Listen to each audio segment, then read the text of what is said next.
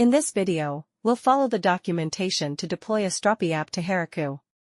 First, create a new Strapi app, e.g. myCMS, using the terminal. After setup, create an admin user with email and password, then skip most configurations and create a basic collection, e.g. book, with fields like title and author.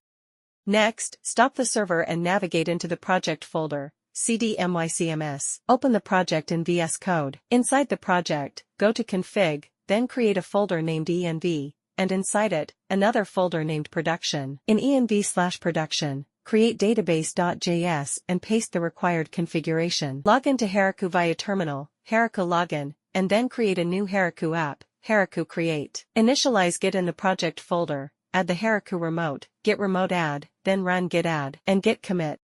Add the PostgreSQL add-on using the Heroku CLI with your app name. Then, deploy the app using git push Heroku master. Once deployed, access your Heroku app, set up the admin again, and recreate collections as needed. Remember, you must manage collections from your local project and push changes to Heroku via Git each time you update. Thanks for watching.